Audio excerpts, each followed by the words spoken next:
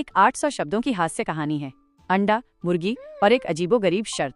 रमेश और सुरेश, दो परम आलसी दोस्त, एक छोटे से गांव में रहते थे। उनका दिन चारपाई पर लेटे लेटे बीतता था, जहां वे दुनिया भर की बेतुकी बातों पर घंटों बहस करते रहते थे। एक दोपहर जब सूरज अपनी पूरी तपिश पर था और गांव में सन्नाटा पसरा हुआ था, रमेश ने अचानक एक गंभीर सवाल उठाया।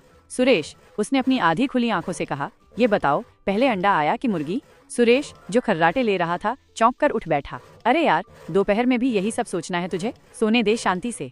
नहीं, ये एक महत्वपूर्ण दार्शनिक प्रश्न है, रमेश ने जोर दिया। इस पर सदियों से बहस होती आई है। तो होने दे, सुरेश ने जम्हाई लेते हुए कहा। हमें क्या लेना देना? नहीं, हमें लेना देना है। रमेश ने अपनी बात पर अड़ा रहा। मैं कहता हूँ पहले अंडा आया, और मैं कहता हूँ पहले मुर्गी आई। सुरेश ने पलटवार किया। उनकी ये बहस धीरे धीरे बढ़ती गई और अंततः एक अजीबोगरीब शर्त पर खत्म हुई। उन्होंने फैसला किया कि जो भी इस सवाल का सही जवाब देगा, दूसरा उसे पूरे 1 महीने तक मुफ्त में नाश्ता कराएगा। गांव में मुफ्त का नाश्ता मिलना किसी खजाने से कम नहीं था, इसलिए दोनों दोस्त इस शर्त को लेकर काफी उत्साहित हो गए। अगले दिन से ही उनकी शोध शुरू हो गई। रमेश गाँव के सबसे बूढ़े व्यक्ति पंडित रामलाल के पास गया। पंडित जी अपनी लाठी के सहारे धीरे धीरे चल रहे थे और उनकी आंखें धुंधली हो चुकी थीं। पंडित जी, रमेश ने उत्सुकता से पूछा, क्या आप बता सकते हैं कि पहले अंडा आया या मुर्गी? पंडित जी ने रमेश को ऊपर से नीचे तक देखा और अपनी टूटी हुई आवाज में बोले, बेटा, जब मैं छोटा था तो हमारे गांव में एक अद्भुत मुर्गी हुआ करती थी। वो सोने के अंडे देती थी। रमेश की आंखें चमक उठी। तो अंडा पहले आया? रुको, पूरी बात तो सुनो। पंडित जी ने अपनी बात जारी रखी। एक लालची आदमी ने उस मुर्गी को मार डाला, सोने के अंडे पाने के लालच में। उसके बाद से हमारे गाँव में सोने के अंडे तो बंद हो गए, लेकिन मुर्गियां जरूर रहीं। रमेश निराश हो गया। पंडित जी का जवाब सीधा नहीं था। उधर सुरेश गांव की एकमात्र पढ़ी लिखी महिला सरला देवी के पास पहुंचा। सरला देवी एक स्कूल में शिक्षिका थीं और अपनी बुद्धिमत्ता के लिए जानी जाती थीं।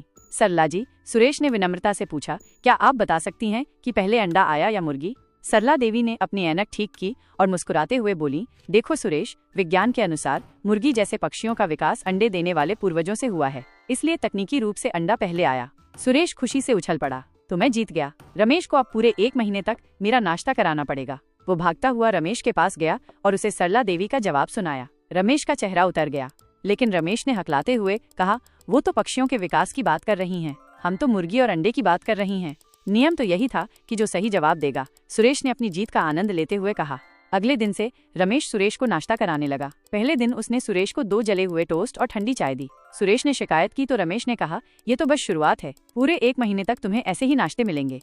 सुरेश समझ गया कि रमेश आसानी से हार मानने वाला नहीं है। उसने भी एक योजना बनाई। अगले दिन जब रमेश उसे नाश्ता कराने लाया तो सुरेश ने नाटक करना शुरू कर दिया।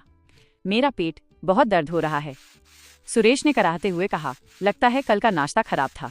रमेश घबरा गया। क्या हुआ तुझे? डॉक्टर को बुलाऊं? नहीं, डॉक्टर की जरूरत नहीं है, सुरेश ने कमजोर आवाज में कहा। बस मुझे कुछ अच्छा और पौष्टिक खाने को दे दो। रमेश समझ गया कि सुरेश का नाटक है, लेकिन वो कुछ कर नहीं सकता था। उसे मजबूरी में सुरेश के लिए ताजे फल और गर्मा गर्म पराठे लाने पड़े। इस तरह उनकी ये अजीबोगरीब शर्त एक हास्यप्रद सिलसिला बन गई। रमेश बुरे नाश्ते परोसकर सुरेश को परेशान करता और सुरेश बीमारी का नाटक करके अच्छा नाश्ता वसूल करता। गाँव के लोग उनकी इस नौटंकी को देखकर खूब हंसते थे। 1 महीने के अंत तक न तो रमेश को सही जवाब मिला और न ही सुरेश को लगातार बुरा या अच्छा नाश्ता। दोनों दोस्त समझ गए कि उनकी ये शर्त बेतुकी थी और इससे कुछ हासिल नहीं हुआ। अंततः उन्होंने फैसला किया कि वे अपनी दोस्ती को एक जले हुए टोस्ट या एक स्वादिष्ट पराठे से ज्यादा महत्व देते हैं। उन्होंने शर्त तोड़ दी और फिर से साथ में चारपाई पर लेटकर दुनिया की बेतुकी बातों पर बहस करने लगे, लेकिन इस बार अंडे और मुर्गी के सवाल को छोड़कर, क्योंकि उन्हें पता चल गया था कि कुछ सवालों के जवाब कभी नहीं मिलते और कुछ शर्तें सिर्फ हंसी का कारण